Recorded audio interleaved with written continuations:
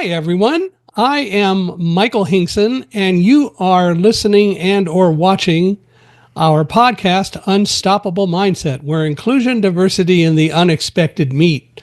And for those who may not really understand all of that, we start with inclusion because if you talk to diversity people, they typically leave out any discussion of disabilities. And today, especially, that gets to be important because our guest, Kijuan Amey, is blind. And I, of course, as many of you probably know, also am blind. And so we're going to talk about blind and who knows what else. We'll get into all sorts of adventures. There's another thing that Kijuan and I have in common, and he doesn't even really probably know about it. And that is that in my book, Thunderdog, the story of a blind man, his guide dog, and the triumph of trust at ground zero, there's a section called Guide Dog Wisdom. And in the section of Guide Dog Wisdom number 2, the main point of that one is don't let your sight get in the way of your vision. And that was published in Thunderdog. Anyway, we'll talk about whatever comes along. But Kijuan, I want to welcome you to an Unstoppable Mindset, and thanks for being here. We're glad to have you. Michael, I truly appreciate you allowing me to come on your platform and share my story. Well, no allowance necessary. It is all about people conversing and telling their stories and why they do what they do and showing that they're unstoppable, so that we can show everybody else that they're unstoppable as well, or really ought to consider themselves more unstoppable than they think. But anyway, we're glad you're here and looking forward to having a great conversation with you. Why don't we start by you going back and telling us kind of about the early years of Kijuan.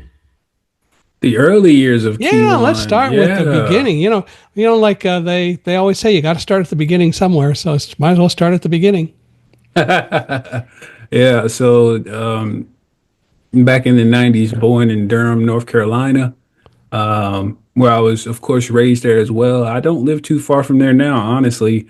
I'm only maybe 25, 30 minutes from there. So I still consider myself right here in it. And of course, having grown up in Durham, you must be a major basketball fan of some sort.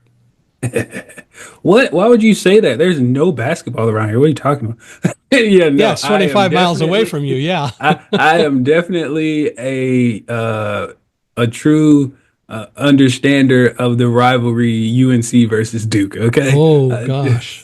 and NC State. I might be from Durham, but I'm actually a UNC fan. I was in Carolina once, in North Carolina, in Durham, several years ago to do a speech, and we came in on a Thursday night, and I got to the hotel, was pretty tired, but I thought I would unpack and watch TV, and at the time there was a show on CBS called Without a Trace, and I kind of liked the show, so I turned it on. And at 8 o'clock, when Without a Trace was supposed to come on, there was suddenly an announcement that says that Without a Trace will not be seen tonight because we're going to be presenting live the basketball game between North Carolina State and University of North Carolina to see which one is going to go to the college championships. And so if you want to watch Without a Trace, you can watch it Sunday morning at 2 in the morning. I wasn't going to do that, but anyway. The basketball, it runneth hot there, obviously. Yeah, so it's pretty interesting. There is a meme for those who understands what that is, but it's a depiction. There's North Carolina State, Duke, and UNC all standing on top of a mountain, all of the mascots. And North Carolina State says, I'm going to do this one for my team. And they jump off the mountain. And then UNC says, and I'm going to do this one for my team. And then they kick Duke off the mountain. Ooh. Yeah. Ooh. Listen, I'm telling you, man, it is serious around here. Yeah, I know. Okay? It is really serious. It's so serious. So, I grew up in a UNC household. Grandmother, mother, dad. Hey, listen, they even worked at Duke and still were UNC fans. It's just the way it was, and it's hard to when you grew up in it, it was hard to go against. Yeah, UNC when they have such amazing teams with Michael Jordan, Antoine Jameson, all these guys that came through there. And you're just like, gosh, these guys were really great.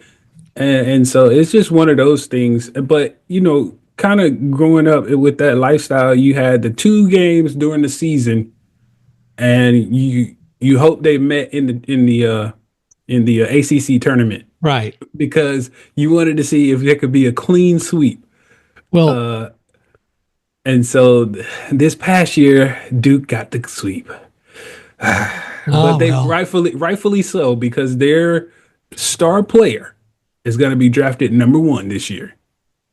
So they rightfully got it. another year I was in Breathitt County, Kentucky to do a speech, and it was the day of the NCAA championship. So one of the two teams was the Wildcats of Kentucky, and I forget who Yes. the other one was.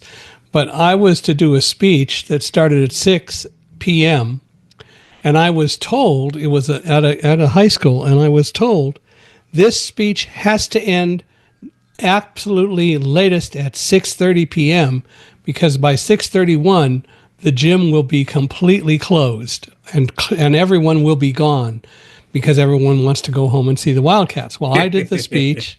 I ended it at 6:30 and everyone was gone by 6:31. They were flooding out.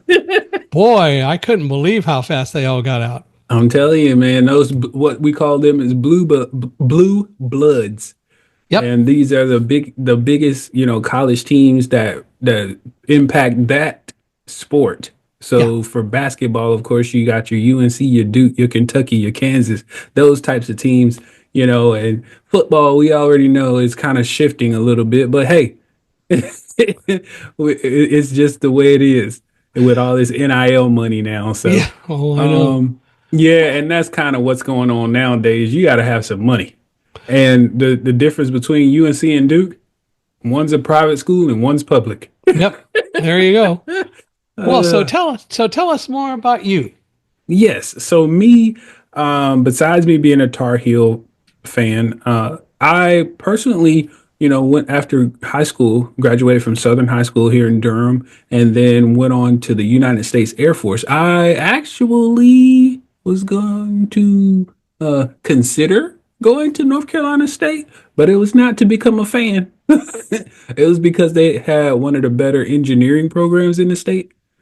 And Better than between UNC, huh?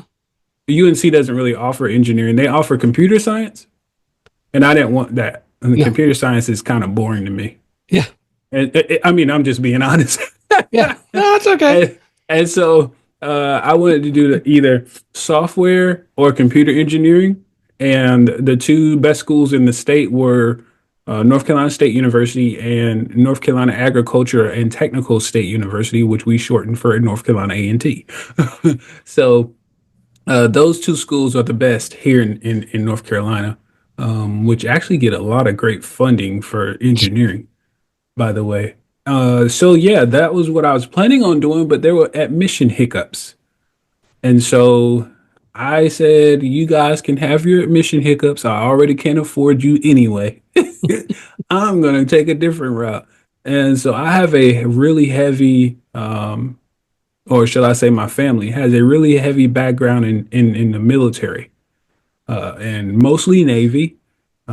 Geez, maybe seven, I think maybe 6 or 7 Navy members, and then one Army, one Marine, one went from the Navy to the Coast Guard, and then you have me who kicked off the Air Force journey, and then my youngest brother is now carrying that torch.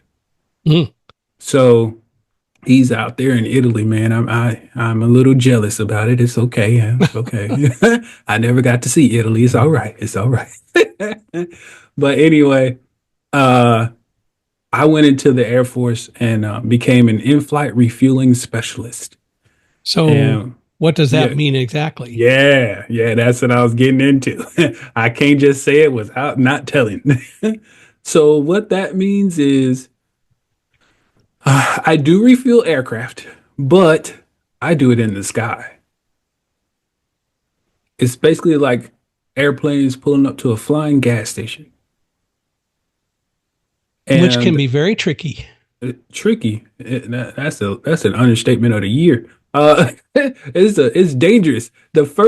So when I was going through school, the first warning that they had in the book says flying two planes in close proximity is inherently dangerous. You think Yeah. there's no way that's possible. No, couldn't be. Couldn't be. Who are they telling this to? Like, man, it's almost like a 5-year old needed to read that or something. So I'm just like, okay, way to scare me. Appreciate it. And anywho, I did that job for, on paper, 10 years, 3 months, and 17 days. That's how long the military counted. Now, I would yeah. say 6.5 years Now, because why did you decide to do that? to go into the military. No, to become an in-flight Oh, that's because, fueling well, first, specialist. yeah, you're right. That's a good question because I had no clue that even existed. Didn't even know until my recruiter showed me because I scored so high on the ASVAB. He said, I gotta show you something. And I was like, okay, what is it?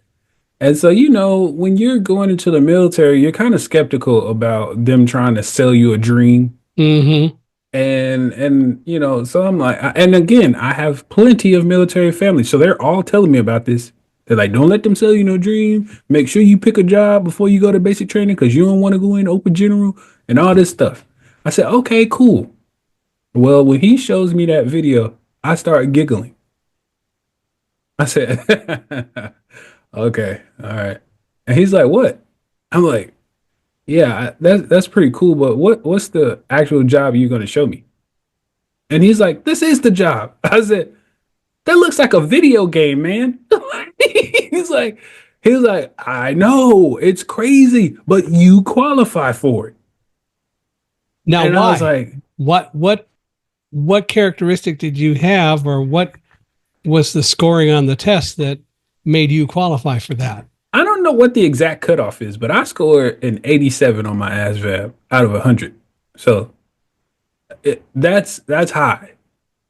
You needed a 50 to get into the Air Force.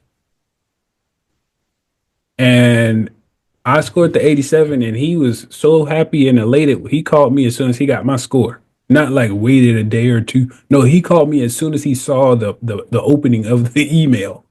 Hmm. And he's like, when can you come in? That's all he said to me. He didn't say nothing else on the phone. And I was like, I could be there tomorrow. And he was like, I'll be here. I said, okay. But anyway, that's literally how excited he was. He didn't even tell me why until I got there. So I had no clue until the day I arrived in his office. And he pulled out this stack of papers that he had stapled together, which was jobs, listing of jobs, and it was like 8 pages front and back listings. And I'm like, okay, what is this?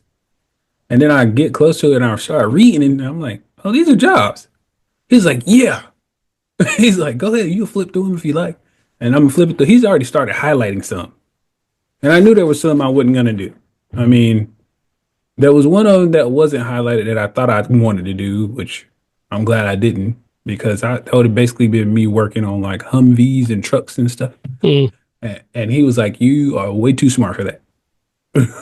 So I said, okay, but that's what I know. That's what I just came out of high school doing, because I went to a high school that had vocational trades Right. and stuff. So I loved cars. I still do. And worked on mine until literally I couldn't see anymore. And so, slowly becoming a lost trait, but hey, somebody's got to do it.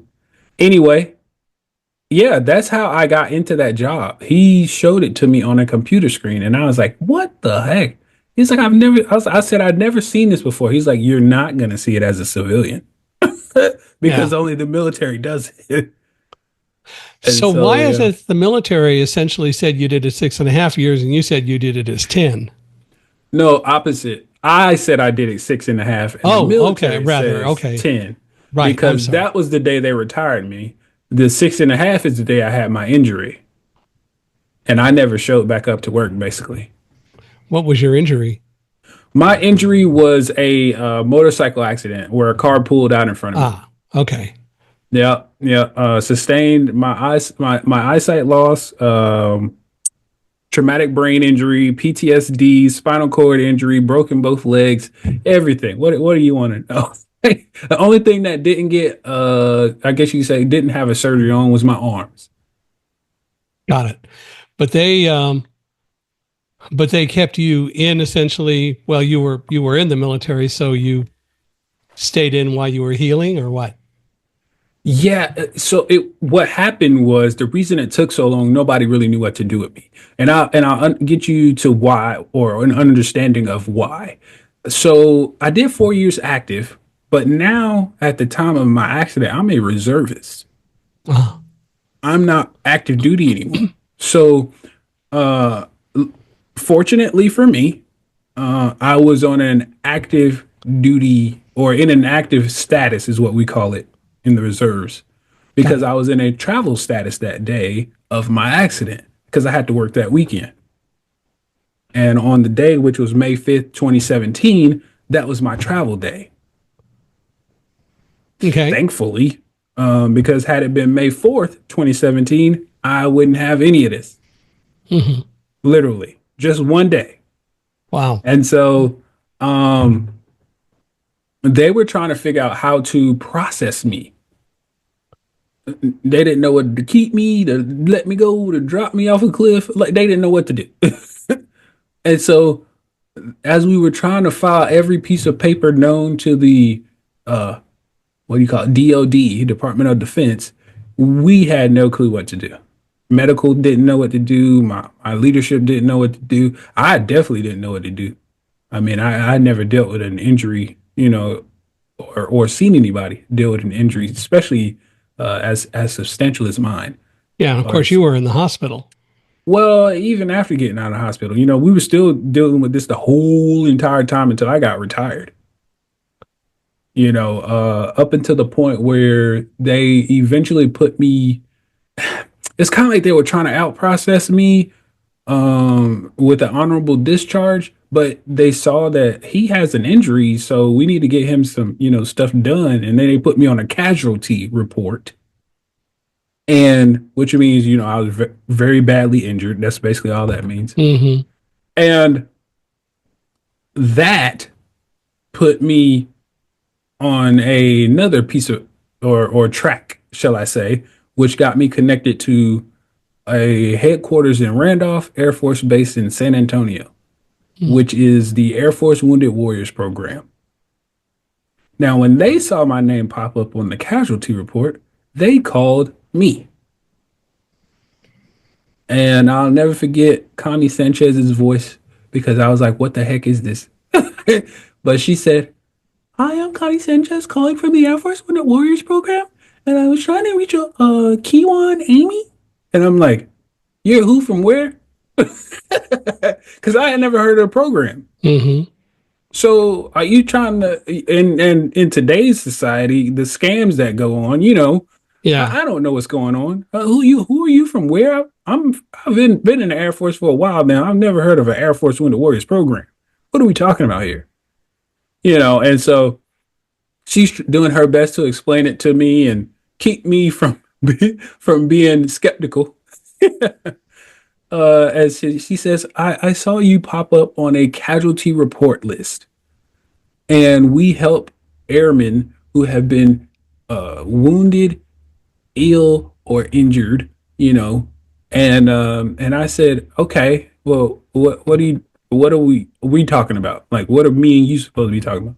She's like, oh, I'm gonna help you get medically retired. I said, you gonna help me who? And these are the words I've been looking for. Yeah. You gonna help me do what?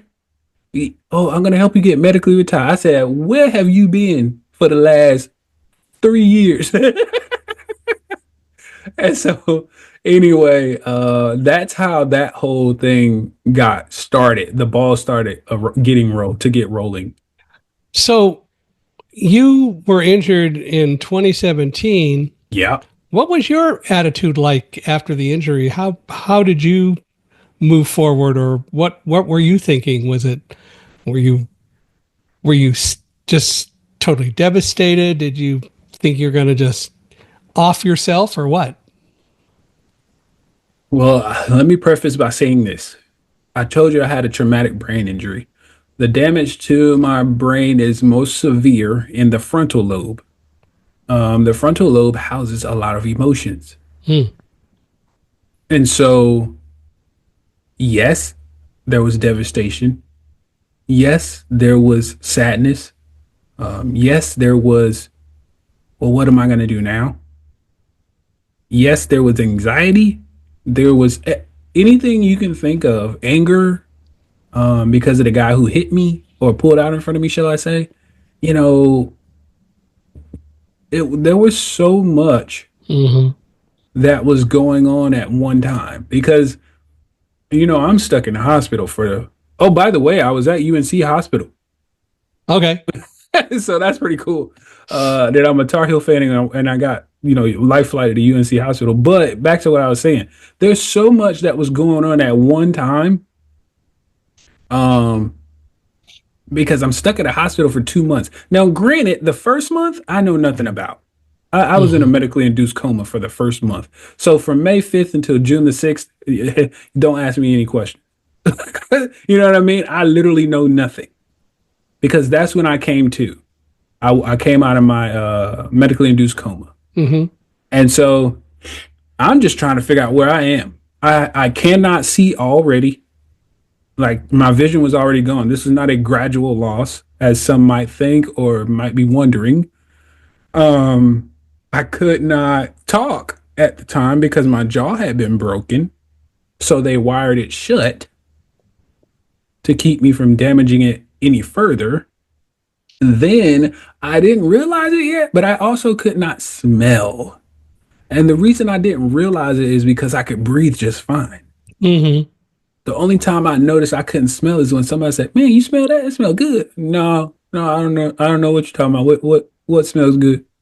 You know? Or if I, Yeah. just something smell bad. I don't smell it. Yeah. What are you talking about? And so anywho, um, all of these different things are going through my mind. And even after I was told what happened to me, because I of course don't remember, I have no recollection of the accident. So after they told me what happened, now I am sitting there with these thoughts in my head for basically, I don't know, 12 hours because I stopped talking or communicating with anyone after that. And I just wanted to be alone Mm-hmm. because, as the saying goes, I just got hit with a ton of bricks. Yeah. So I'm literally going through all the emotions, the sadness, the potential thought of never being able to see again, never being able to fly again, refuel again, see my girlfriend, see my nieces, nephews, the family, uncle, anything possible. I don't even have kids. I never get to see them. So it was one of those things, and I mean I took a lot of pride in the things that I saw because it was things that a lot of people would never see. Mm-hmm. And this is also why, some of my social media, when I did do air refuelings and things of that nature, or went to really nice locations, or even some that weren't so nice, I would take pictures and post it because some people will never get to see this. Yeah. So I want you to live vicariously, if you want to say it, through me. Mm-hmm. They're like, "Man, that's cool. That video, that was awesome. You did the other day." Hey, I appreciate it, man. Hey, it's my job. You know, it's just what it is. It's all part And of the game. and all that was taken away. Exactly. And so when I tell you, I used to have, and I wouldn't even be asleep. I would be daydreaming and could see so vividly, like airplanes that I used to refuel, like the F-22 Raptor, the C-17. It's things like that. The views. I used to have looking down at the ocean from 20,000 feet in the air, looking down at the coastline, flying over the North Carolina and Virginia border where you can see literally go from land to land because there is a tunnel that goes underneath the water for ships to pass over. I could literally see that stuff from the air. And to now go from not seeing that ever again. The thoughts that you sit with were just like beating me up alive. And so I finally had to come out of crazy mode because that's what it makes you do. It makes you go crazy when you think about all these thoughts. I had to come out of that mode because if I didn't, I probably would have really went crazy. And I finally started asking all the questions to get answers instead of trying to formulate my own questions that I had no answers to. And so that is what, got me the information and how the accident happened, where I was coming from. I do remember the day that I had before that, like not May 4th, but like what I was doing before I had the accident. I do remember all of that.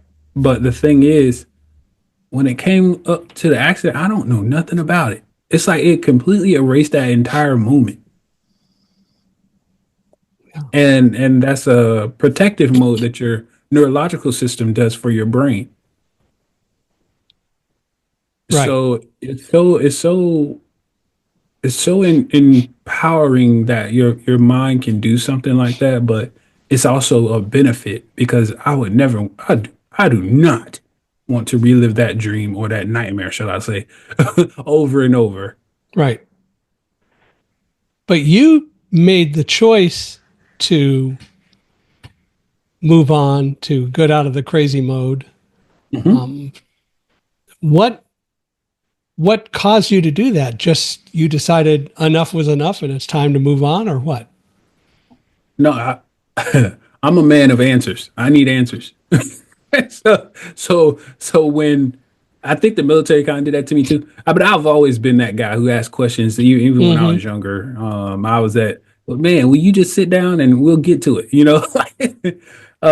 So the military made it worse because I became an instructor, and as an instructor, um, you tend to ask questions so you can see what the person is thinking, how they're Right. thinking. Making sure they're processing the information correctly. And so I am now doing that to everybody. I've put my instructor hat back on and I'm going to asking questions that I need to know the answers to. So how long after the accident did you start doing this? Oh no, this was maybe the day after I woke up from my medically induced coma. Okay. So the day I was informed of the accident, which was June the 6th, when I woke up out of my medically induced coma, because I hit the panic button, basically not being able to see or talk. You know what I mean? Mm-hmm. So I needed to figure something out, and that's when I asked the question, well, what happened to me? Mm-hmm. Or what is the question I asked was what is this motorcycle accident dream you guys are talking about? Because somebody it was just people in my room talking. Right.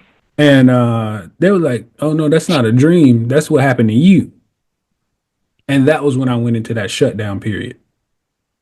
And how long were Like you in that period? that was the like 12 to 16 hours or so that I didn't talk. Okay. And so the next day, June the 7th, is when I was like, "Hey, I need to find something now." And that's what happened to me. So What you, really happened? so when that occurred, so now on the 7th of June, did you just basically decide fairly quickly you got to move on from this, or was it devastating for a while? Yeah, no, that's when the devastation and stuff really kicked in because it made me say, well, what the heck, man? Like, somebody did this to me, and I can't get back none of that stuff Yeah. that was taken away from me. I have all these different parts inside of me. I got metal plates in my head, rods and screws in my back, rods in both legs, a screw in my foot. Like, I even have two different size feet now. So how long was it before you started to decide you got to go off and do something else with your life and you're not going to just let all of this rule you? Let's see, when did that kind of transpire? That it took me a little while because I had to get acclimated to the new Right. life, Right. at first. So I think that would be around maybe I know I went on my first plane ride as a visually impaired person in 2018. So Okay. December of 2018, I went to my first blind rehab center Where was that? in Tucson, Arizona. Okay. Okay. That's the one for the VA has a couple of them. I can't Right. remember how many it is. But that was the one I went to because that was the first one to accept. I didn't want to go to the one that was closest to me. I've been to Georgia. It's okay. I wanted to go somewhere I haven't been. Yeah. You know what I mean? And no shot at Georgia. I just wanted to go somewhere different. Yeah. And so that's what I did. And at first I wanted to go to Mississippi, but they took way too long to respond. And so, anywho, I'm trying to get this done today, not next year. And so I went there from December of 2018 until February of 2019. Okay. I'm a pretty fast learner, and everything when you go to to the VA blind rehab centers is at your own pace. You're fully embedded, like you're there the whole time. You got a room, you got everything. So they fully submerge you into this program, and you leave when you're ready. Hmm. And so it only took me, and it wasn't even a full 2 months. But I say 2 months because December to February. But Yeah. anyway, I learned what I needed to learn, and I got out of there. I even learned stuff that I didn't know I wanted to learn, like copper tooling, woodworking. What's the other one? What's the leather? When you do leather? Oh Yeah. shoot! But yeah, I've even done stuff with leather. And that's so cool. It's pretty cool to do that stuff. But yeah, I did all of that stuff, man. It's amazing. And, come back home to show everybody what I learned. And they're like, wow, you're like a whole nother person. I said, well, I did pick up a few things. Yeah. And so once I got that under my belt, the ability to know how to navigate, I still was not like really stable because I didn't start lifting weights or doing any like physical training like legitimate training until right before the pandemic. I was going to the YMCA and swimming because as we know, swimming is a full body workout. Hmm. And so I was hitting the lap pool with a recreational therapist. And so what man, that was the worst when that pandemic hit in March of 2020. Yeah. Because trust me, I'll never forget it. That was when everything was looking up for me. Hmm. I was like, "Oh, this is so amazing. I'm getting stronger. I'm able to move a little bit better, get more confident in my life." And then bam, shut everything down. I said, "What? We can't go out? Wait, everything's closed? Oh, okay. It'll only be 2 weeks. Oh, okay. That's okay. I can wait for 2 weeks. That's not that bad. Yeah. Wait, it'll be another month. Wait, you said 3 months, 6 months? Okay, I don't like this." So yeah, that's when everything started to come down, but then it went back up in 2021. Yeah. Later in 2021, it started to lift. Well, I mean, for Right. me in 2021, it was when I started actually working out, like actually lifting weights again. Now, were you Not still in the not just military? swimming. Were you still in the military at this time? I retired or was literally like officially medically retired June 3rd, 2021. But Okay. again, I had not been to work since May No, I 5th, understand. 2017. So there's nothing that I'm doing at work. And when I did go down there, it was just kind of to visit and hang out with those guys for the day. You mean they wouldn't give you a long cane and let you go ahead and continue to refuel aircraft because you could just find the appropriate place with the cane? They would have had to switch it to the left hand because I'm left-handed, and they make you do that with the right hand, the refueling side. I'm way better with my left hand, Well, but hey, I would have gave it a shot. but Hey, you, don't move. yeah, but you had to make along the way the decision that you were going to move forward, which is what it sounds like you were doing. And certainly by June of 2021, when you retired and so on, you made the decision that you were going to do your best to continue to advance and do something else with your world.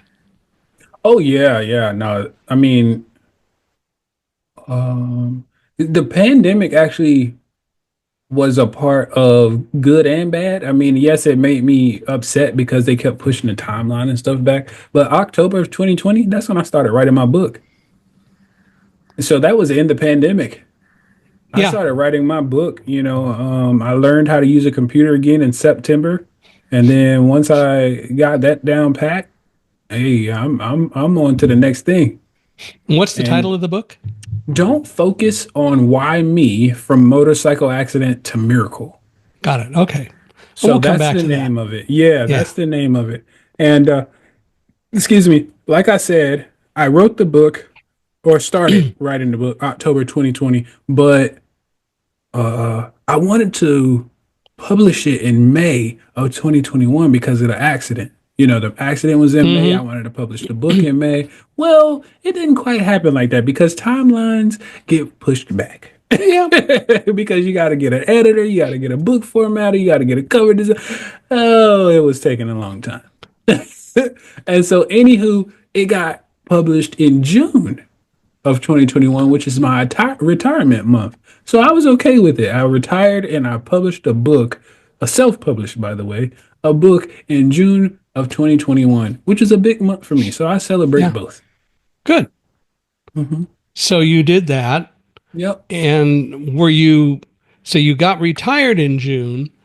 And what did you decide to do, or when did you decide to find work?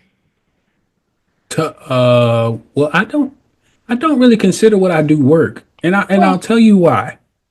So well, from what you're about to find out, I am the proud founder, and I call myself a chief motivational officer, not a CEO of Amey Motivation. Now, Amey Motivation, I do keynote speaking, motivationally based most of the time, and then I also am a trusted mentor and a resilience coach. So I don't feel like I'm working. I feel like I'm actually doing a service and giving back. right. And I'm sorry, go ahead. No, I agree with you. And when I said a job, I kind of put it in air quotes. But anyway, Yeah, go no, ahead. I got you. But yeah, no, that's how I feel in my, giving back because I almost feel like this is a type of ministry, a type of healing, a type of journey that not only benefits me but benefits others.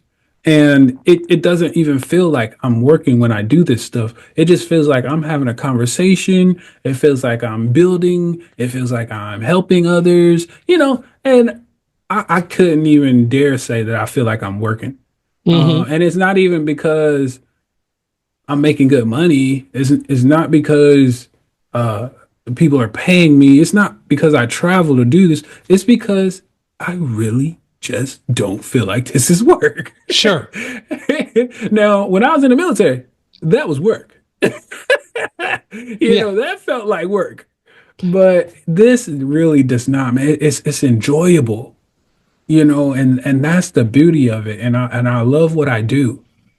But when did you decide to start motivating people? Well, that Because started back before the pandemic too. And my first speech, like official big speech, shall I say anyway, was May of 2019. That's when I came out and told everybody, kind of what happened to me, my story, because everybody was hearing what happened to me on Facebook. I can't stand when I see a post of something bad happening to somebody on social media. hmm Let me tell my story, and so that's what I did. And the title of that speaking engagement was "Why Not Me?" And everybody, I'm sure, was like, wait, what the heck? Why is it called that? And I said, you're gonna have to come and to find out. You know. So anywho, I told my story, and I do have a snippet of it on my website, amymotivation.com. And And I Amey is told spelled A, A-M. yeah, Amey. Right. So, I did tell my story about just being the vulnerable side of what happened to me, how I felt, how I got through it, what I went through, what I was dealing with. And man, when I tell you it was, you could literally hear a pin drop Mm-hmm. and we were on carpet, okay? So, it was so quiet in there. Everybody was very attentive. It was a packed house, to say the least. There was not one empty seat except for behind me, because no, I didn't want anybody behind me. I wanted everybody to be out front. And so that was the only spot where there was an empty seat.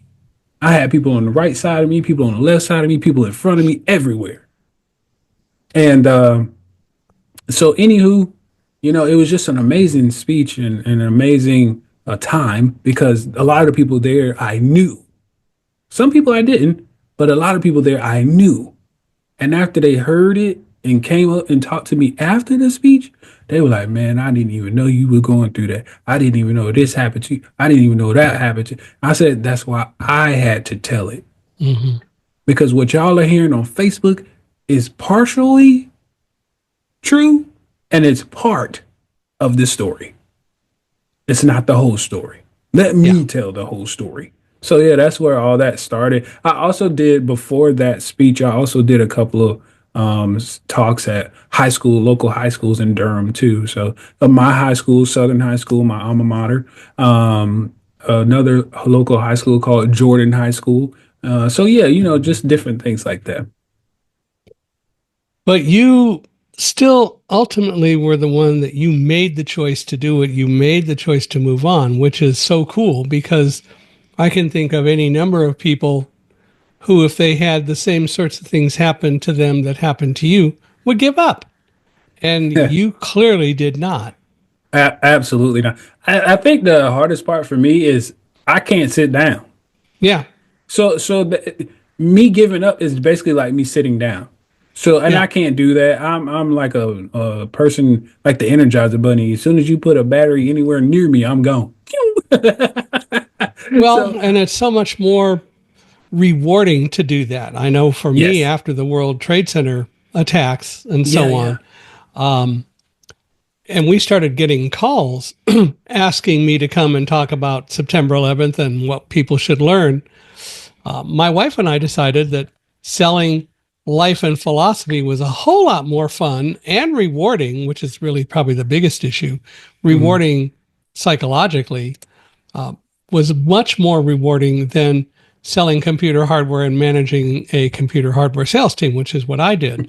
So Yeah, it became also a a path and something that was worth doing. And I agree, it isn't work.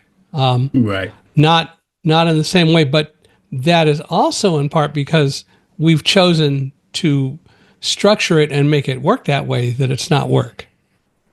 Yeah, yeah. You know what? By the way, I love your story. I did hear it on another podcast that I listened to, that I was interviewed by.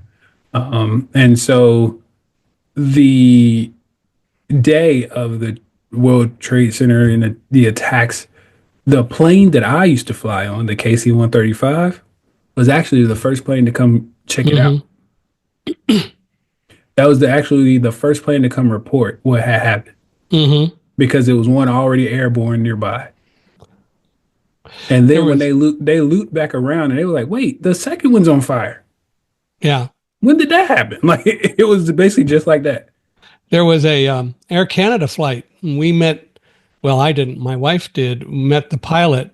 We were out in San Francisco and I was doing a presentation. And she told me about it after the speech, but she said she was coming down in the elevator and there was a pilot from Air Canada and they got to talking, and she explained why she was there and what we were doing. And he said that his plane was the first passenger plane over the World Trade Center after things happened. And as she said, the FBI must have become one of your favorite friends, right? Or one of your best friends. And he said, yeah, they sure did. Uh-huh. Yeah, you But don't want to get that knock. Ooh. but it is a choice. Oh And yeah. for us, the other part about it was that the media got the story, and I feel so blessed, ironically, given how everybody likes to abuse reporters in the media. But I got so many requests for interviews, and clearly it made sense to what we could to try to educate and help people move on from September 11th. So we accepted the interview requests. Mhm. And for me personally, what I really learned is something, well, I kind of rediscovered and it got reaffirmed, was that in reality, talking about something that happens to you like that is the most important thing, because talking about it gives you the opportunity to think about it and move on. And I got asked so many different questions by reporters, some intelligent, some not, some in the middle. But the bottom line is that by talking to literally hundreds and hundreds of reporters, that made me talk about it, which was a very good blessing by the time all was said and done. Right, right.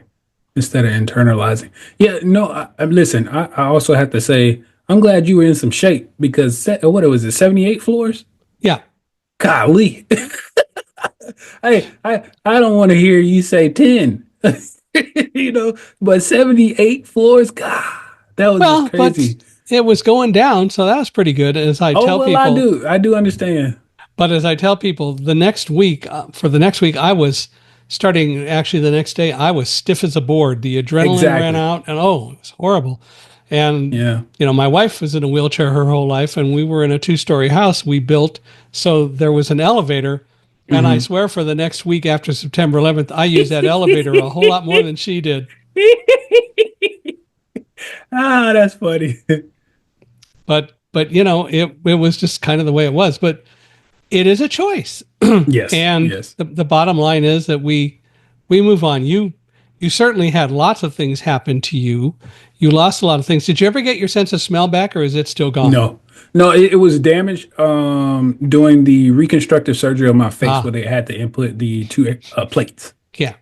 Okay. Yeah, so that's where that came from, So or now how it happened, shall I say. so now getting back to something that we talked about at the very beginning, um, as you point out, you lost your sight, but you didn't lose your vision. So tell me more about that, what that means to you and why you say that. Because as I said, that's something that I've thought and talked about a lot. And of course, when Thunderdog was written, we put that into Thunderdog. And by the way, if you don't know it, Thunderdog and all three of my books actually are on Bard, so you can download them, or you can help a poor starving author and go buy them. But you know, I I love to think, say that. come on now, I think you're well off, Mr. Steve Harvey. Shh.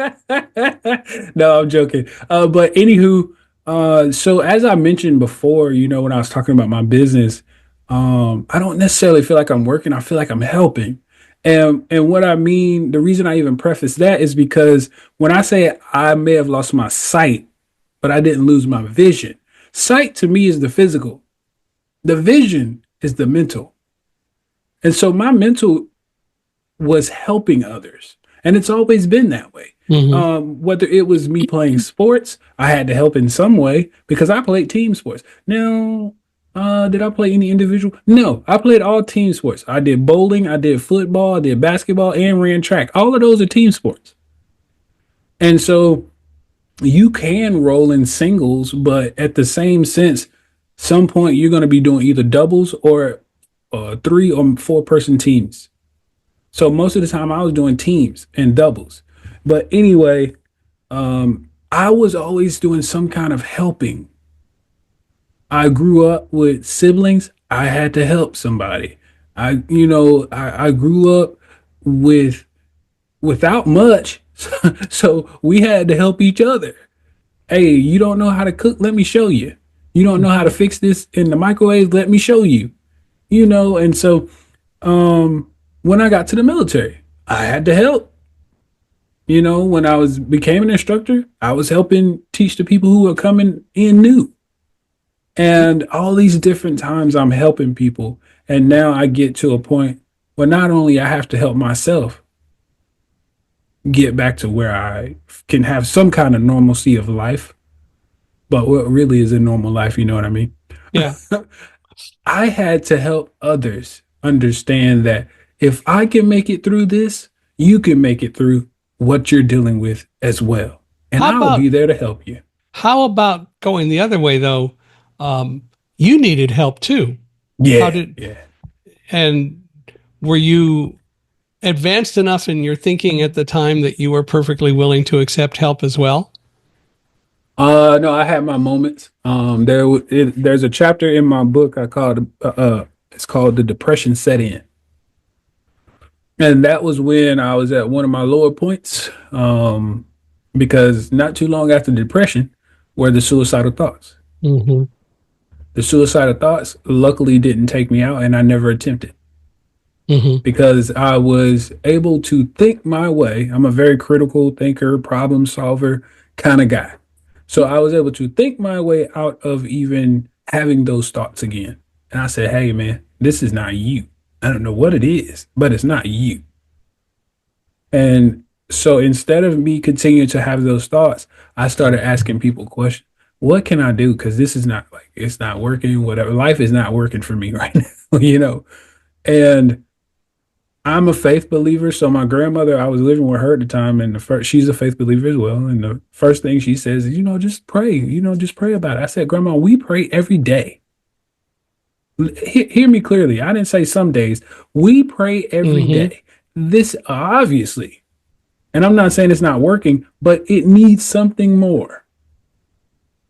And so she was like, well, I don't know what to tell you. And then eventually she goes in her room and thinks about it for a minute.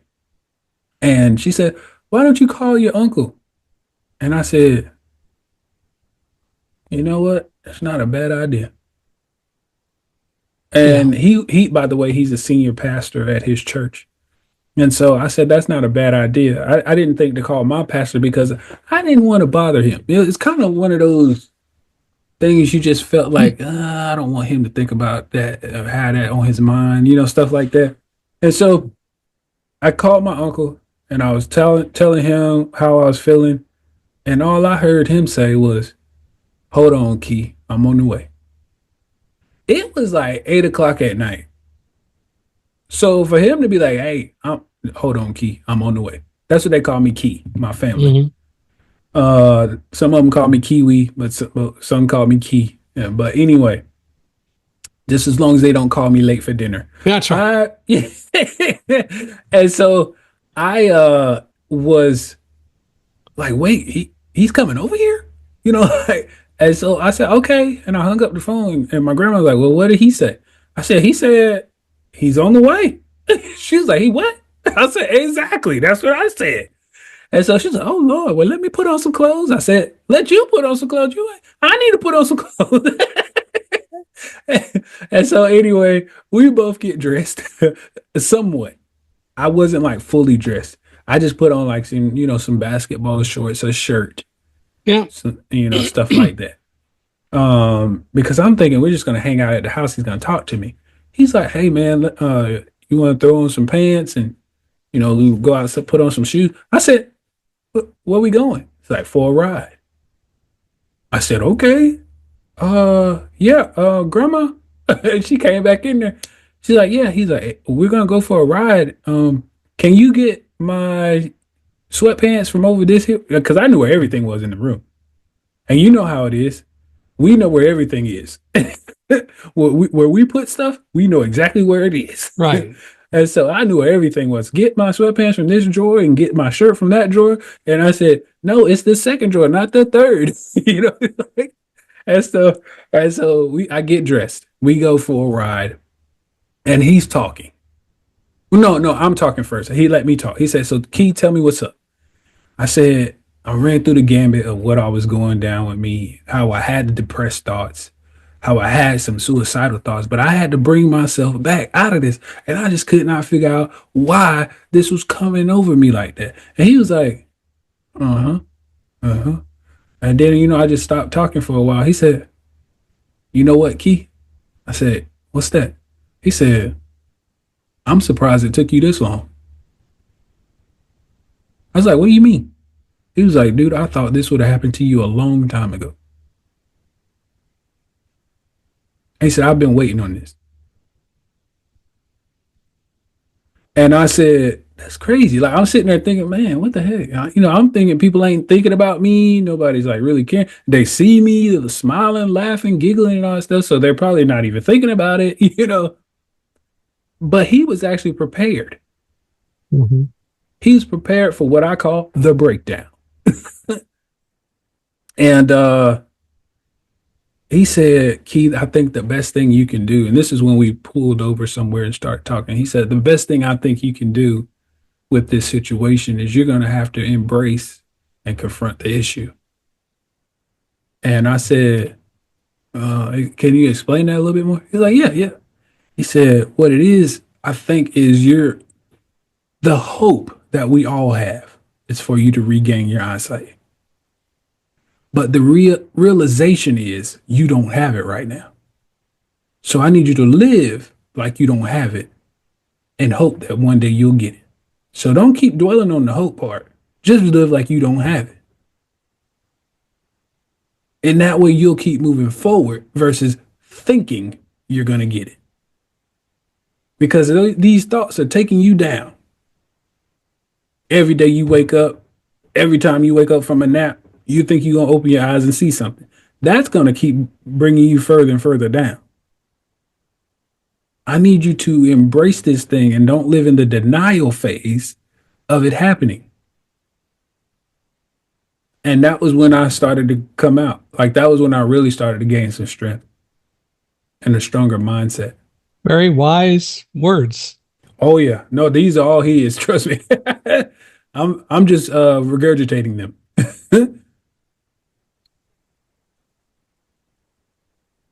I'm sorry. Oh, I said it. Yeah, these were definitely his words. I'm just Yeah. regurgitating. Yeah. Well, but certainly some good wisdom there, Oh yeah, which yeah, I'm, definitely. but you also then chose to follow it, which is great. Hmm. And it, probably whether he's surprised it took so long, it sounds like it all happened at the right time because Yes. you were also willing to listen, which is great. Hmm. Hmm.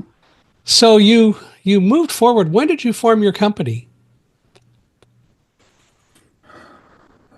I mean, on paper, it was like 2 years ago, I think. Okay. But like I said, officially, I started speaking in 2019. Right. I understand that. Yeah. But So I always count 2019 because I really believe as soon as you start doing something, you're doing it. right. Yeah, You I know, understand. and the legality side of it, hey, you can have that. I don't care. But yeah, so that's how I view it. So how did 10 years, if you will, even though some of it was less active, but how did 10 years in the military help prepare you for public speaking and what you're doing today?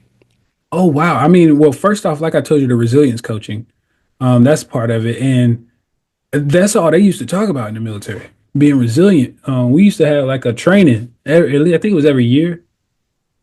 Is it every year or twice a year, something like that? But we used to have training on that stuff. Um, Speaking, I never really wanted to be a public speaker. I'll be honest. I do have to say that because I was not one who wanted to be in the spotlight. Mm-hmm. But if the spotlight found me, I'm okay with it. That's what I was okay with. If it found me, that's fine. But I'm not trying to take over it. you know, Yeah. don't put it on me. Shine that light somewhere else. And so, but what happened with that? Okay, yes, I was in college for a while, and I did take a public speaking class. With the instructor upgrade, you have to do public speaking because you have to give presentations, going through the pre-training and the actual training, the certification training. So those were different, and also the group sizes were different size. You might be talking to one person, you might be talking to an auditorium full. Mm-hmm.